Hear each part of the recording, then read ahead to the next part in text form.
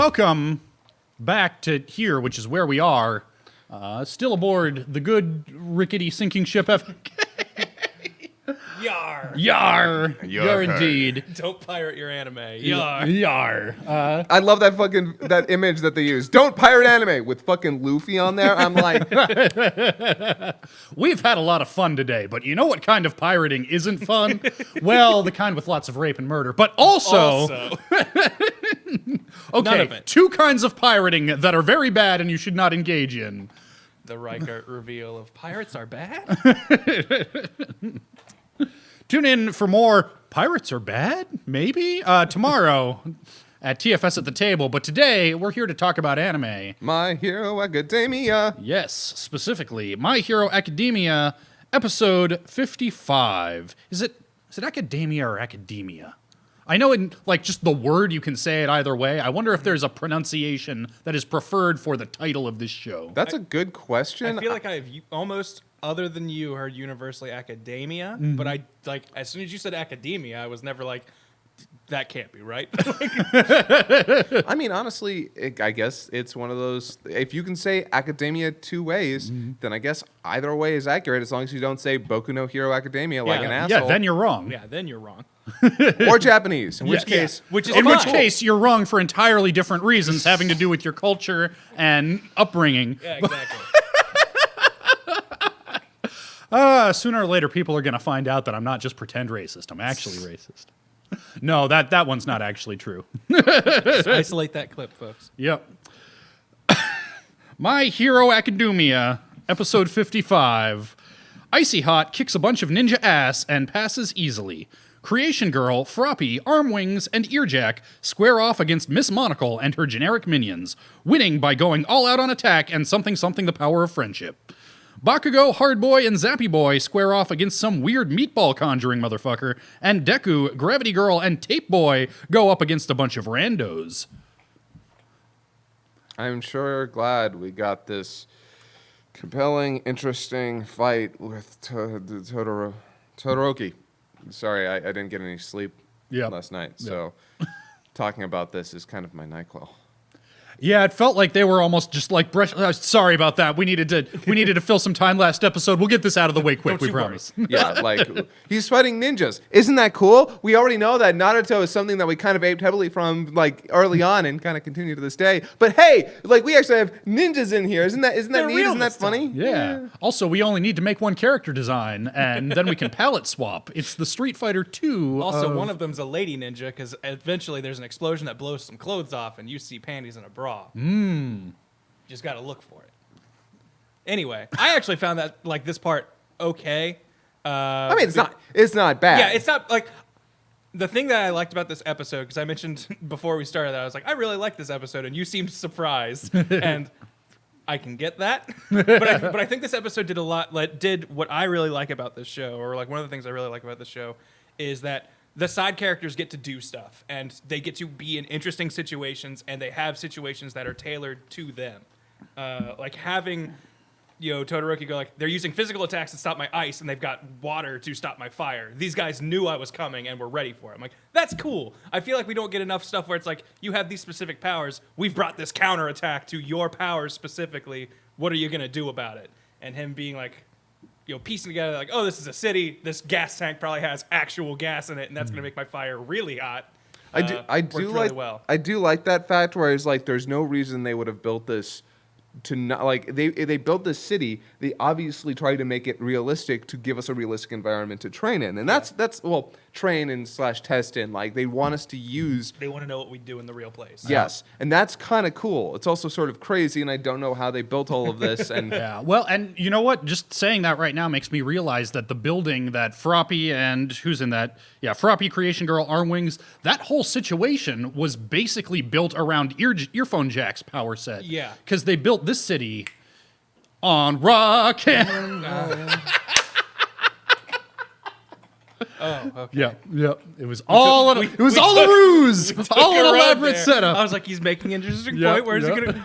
Damn it! Thanks, Ben. I've gotten so good at figuring out when things are coming. I knew you could see it coming. But here's the thing: not at first, but when you said her phone jack powers because this city, I'm like, God damn it! Anyways, yeah. So, but we get to see Todoroki pass, and he goes to the waiting room for the kids who've passed. We see Wind Guy in there, and he gives Todoroki a look, like it's like a. Oh, we gotta talk later. Yeah. But then goes back to his goofy, like, I love Stamp Man or whatever, the superhero he was gushing about. And the guy's like, you started talking to me. What do you want? So there's this part of me.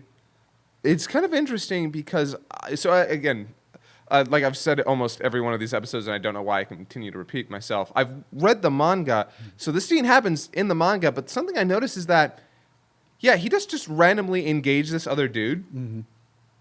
Was he trying to not talk to Todoroki there? Yeah, I think he's like actively avoiding. Yeah, I kind of felt like as that conversation went on, I'm like, why did he start just randomly talking to this dude about Stamp Man? Wait a second. Yeah, he goes right back to talking to him after he looks at Todoroki like, yeah, anyway, so I really like Stamp Man, right? And I'm like, yeah, I think he was trying to avoid that conversation. I think he was trying to avoid Todoroki in that moment. It's kind of interesting. Yeah, I still find myself very intrigued by this weird dude. Yeah. I want to know what his deal is. Yeah, I'm really looking forward to them giving him some more screen time. Yeah. And after that is when we jump into the lockdown situation with Yaya, Rosa, and gang. Yep. You know what? I can remember like 90% of their names here. Jiro, Yayarozu, fucking multi-arm guy. Multi-arm guy. I know Tsuyu as aka Froppy. I cannot remember multi-arm dude. Dopey, bashful. Denki, Shoji, something like that. It's a very simple 2-syllable name, but yeah. He also shows up so little. Also, I do love where they pump the room full of cold air, which makes Froppy go down. I'm like, she really is just kind of a frog lady. Yeah. Like, there's no way of getting around it. She's a frog person. Yep. Yeah, she comes with the strengths and weaknesses of frogs. Yes. But I really like that because I thought that whole setup was really cool with, first of all, I think that's a good set of characters. Like, that power set and, like, group is a very interesting dynamic. And I liked it because we hardly ever, I feel like, get to see multi-arm guy do cool stuff. Mm-hmm. And when he pops in, it always feels like incidental. It's just like, and he was there too, so he got to help out. But in this episode, he not only like was useful, he was like, just able to use all of his senses to better figure out where enemies were. But on top of that, he's also like gives the motivational pivot of like, no, I saw when Midoriya was faced with who are we going to save, one or the other, and he went both. Like that was inspiring to me and has kept me moving forward too. I'm like, that's cool. We got a good, like, we pulled back to a moment where he showed up somewhat incidentally and made it feel like it mattered.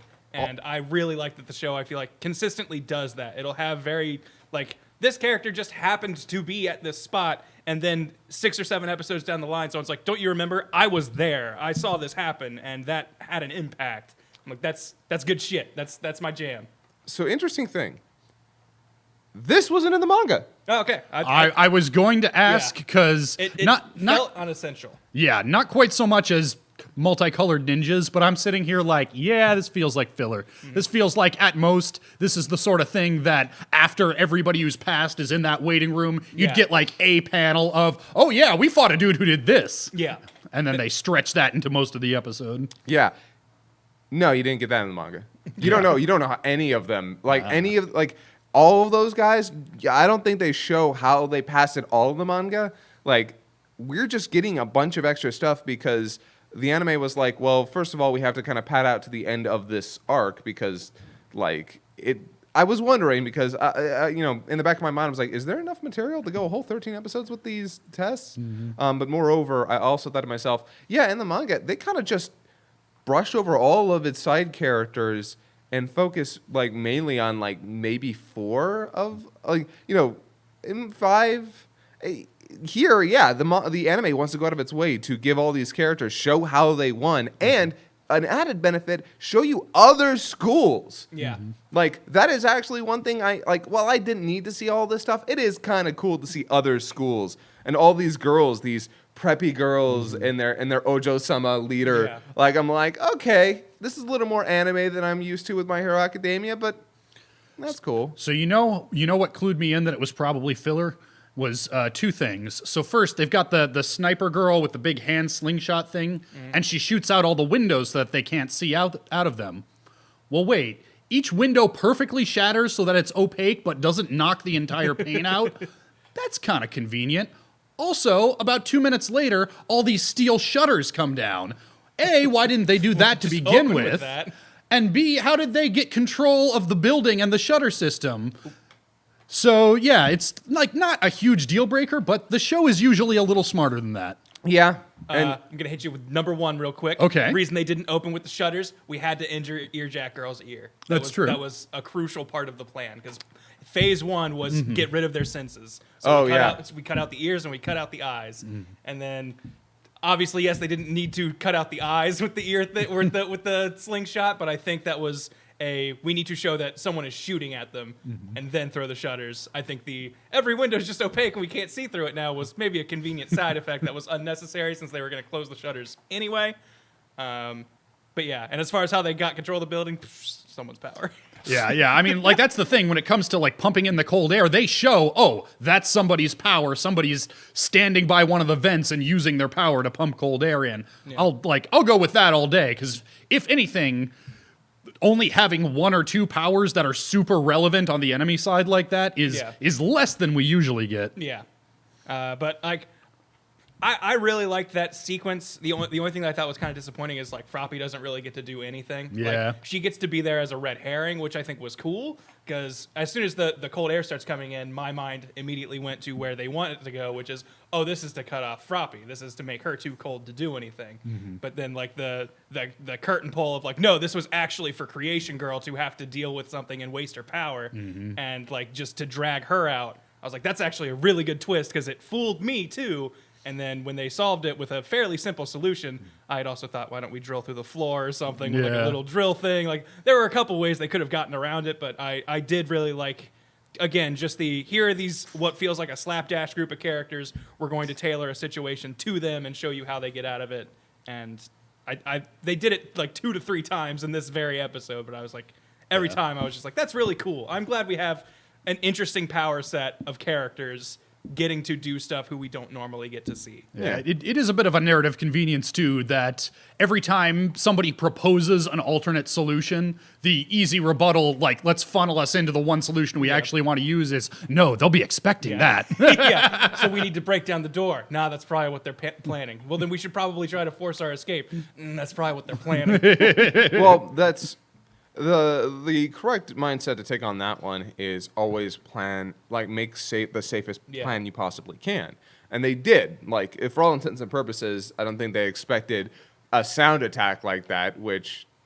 Like, it kind of seems like an obvious solution when it happens, but... Yeah, well, I think that's why they went so far out of their way to shut Creation Girl down, because her power is so flexible that as long as she's on the field, it's hard to predict what she'll do. Yeah, and that's why...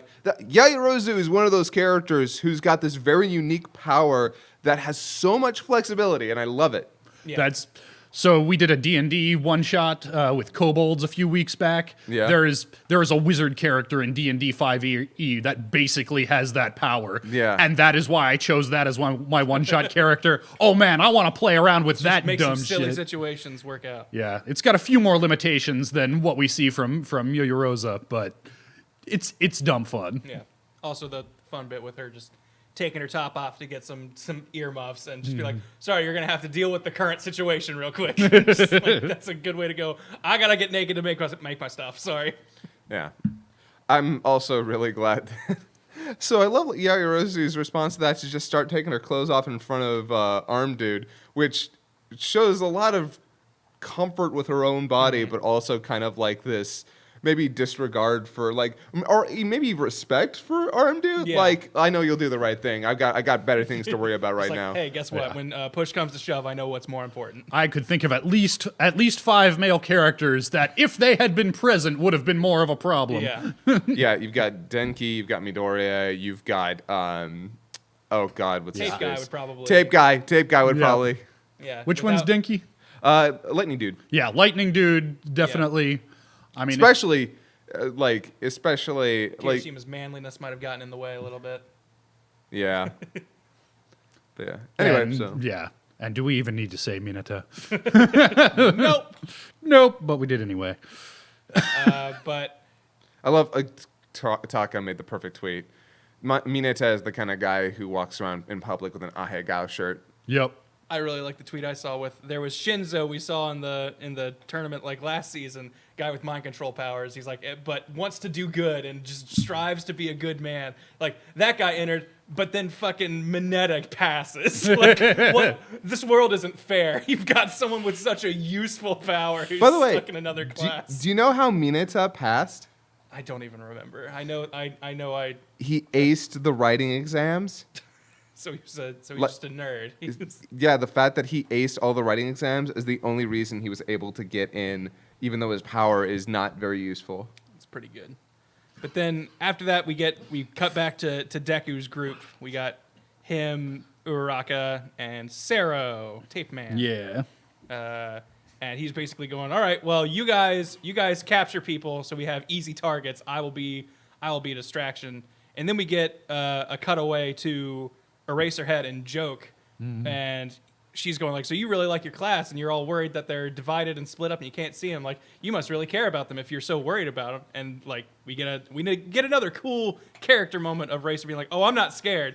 We got two classmates who are some cool shit. And whenever they're on the scene, everyone else gets better and performs up, like reaches for their bar. And I don't want to miss it because it's gonna be sick when they kick your class's ass. Yeah, no, it's great. It's I'm not worried. I'm excited. Like I feel like at every turn, Eraser is actually getting the better of Joke, like in every conversation they have, because she keeps coming up with like, oh, you underestimate us. You think we're just some dumb shit, but here we go. We look further ahead than you think. And he's like, actually, we look way further ahead. Yeah, you think the villains aren't going to know what their power sets are? Because they will. Yeah, I love that line, by the way. I don't know if I talked just how much I absolutely love that reasoning. Mm-hmm. He's like, everyone wants to come in here like not knowing what their powers are. Yeah, that ain't going to work in the real world. Yeah. Once they become heroes, everyone's going to know what they're going to do. So they're going to have to be smarter, better, stronger, faster. Yeah. And you know what our guys have been doing while your guys have been practicing in their gymnasiums? Oh, look at me. I can hold my breath and disappear. Yeah. Aren't I neat? Yeah, no, these guys have literally been fighting for their lives, so have fucking fun. Also, I want on the subject of Joke. Yeah. Amber Lee Connors, yes, the voice. Congratulations to her. Yeah, Amber Lee Connors, aka like the owner of Sound Cadence Studios, a company that we've worked with for a long time. They're basically our recording studio. Yep. They're producing the Hell's Dub in collaboration with ourselves and Discotech. Mm-hmm. And she plays our Android 18. Is Joke in the English dub of My Hero Academia? Yeah. Grats to Amber. Couldn't have happened to a more deserving person. Yeah. Oh yeah, and then the guy Bakugo and friends runs into with man who turns you into pile of meat or something. I wasn't sure if that was something he was like. Were all those supposed to be people that he turned into that, or can he just like conjure a weird thing? I didn't get a good sense. You see him like get Kirishima, as he gets blasted or hit by whatever he throws, and becomes a little meat pile thing, and. Now, it's so weird because if I was a betting man, if I would have put money down and it was like, all right, we've got Bakugo, Kirishima, and Kaminari. These three are going somewhere. One of them's going to get disabled during this fight. Who do you think it's going to be? I'm like, oh, Kaminari, because we need to see the Bakugo Kamishima team up. Nope. And instead, Kirishima does the noble sacrifice thing and pushes Bakugo out of the way.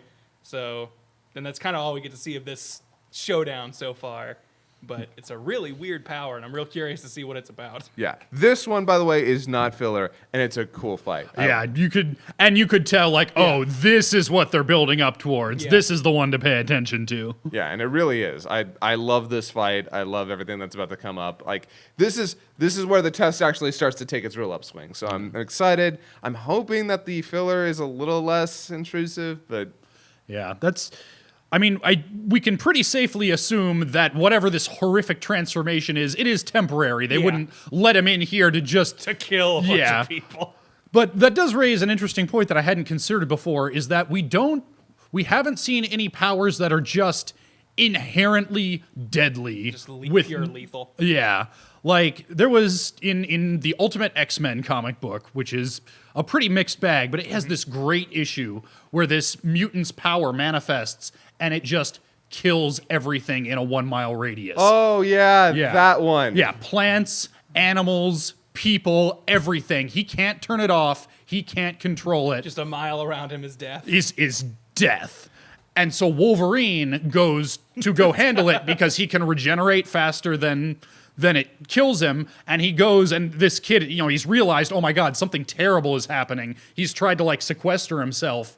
And, they've put up, quarantine, like, don't come in here. Don't go. We don't know what's happening, but it's bad. Wolverine sneaks past the quarantine, finds the kid, hands him a beer, cracks open a beer with him, says, hey, so here's what's happening. You're a mutant. Your powers are manifesting. They're really bad. I want you to know this is not your fault. And the kid says, but you're going to teach me how to control it, right? That's what you do. No, that's not what I'm here for. I'm here to tell you that your power can't be around. Yeah, and it would look really bad for our cause if it became public knowledge what just happened here. So, oh man, sorry, kid, drink your beer, and then the issue just ends. Well, it ends with him leaving the cave. Yeah. And oh my God! Like, I remember you told me about that, so I went and I found it and I read it. And then I was depressed for a while. It is heartbreaking. And I realized we haven't seen anything quite like that in this world. Seems like... No quirks that it's like, ooh, yeah. This quirk's bad for humanity just in general. Yeah. I mean, you can now definitely kill a lot of people with the quirks on display. Oh, yeah. But, yeah, nothing is inherently lethal by its nature. Yeah, there's not even like a rogue analog, like, oh, I can't kiss a boy. What if we find out that Bakugo's explosions are putting some kind of chemical out there that's destroying the ozone layer faster than cars? Yeah. Every time Bakugo moves somewhere with his power, he's actually taking years off the Earth. So, yeah, I don't know that there's much more to say about this episode other than that, filler included, it was still real good. It was, because the filler can be slightly under the bar we've come to expect, it wasn't the greatest episode yet, but I still enjoyed it. This was my second favorite tea drinking villain, antagonist from My Hero Academia. It's going to be a while till we see my favorite, but good season, or a good episode so far. I don't really care for filler in My Hero Academia by and large, but at least it is going out of its way to show us things that we didn't get to see in the manga, which is something I approve of. I'm always a fan of when instead of placating, it's expanding. And that is the kind of filler that may not always be great, but it's way better than the other kind of filler you can get, aka the first episode of this season, which was, we knifed that episode. Yeah. That's how bad that was. Yeah, I liked this episode, even if it was fillery. Like I said, if it's filler that shows me stuff for characters who don't get a lot of screen time, I think that's worth it, and I appreciate that, because immediately after this episode, I thought and cared more about Multi-Arm Man than I have this whole series, and I think that matters. That's really cool to have your side characters feel like they matter more than maybe they kind of actually do in the overall narrative. So yeah, I greatly appreciated this episode, even if it was fillery. I will take filler episodes like this 10 out of 10 times over this Frieza Goku fight is going to be 1,000 episodes long, or hey, this episode's all about us having a swimming contest that will never be resolved. Both of those I think are bad. This I think is good. Yep. Well, we will see if it continues to be good. We will see if there's more filler or if we're on to Canon City next week. Thank you for joining us. Bitches love canon. Oh, yeah.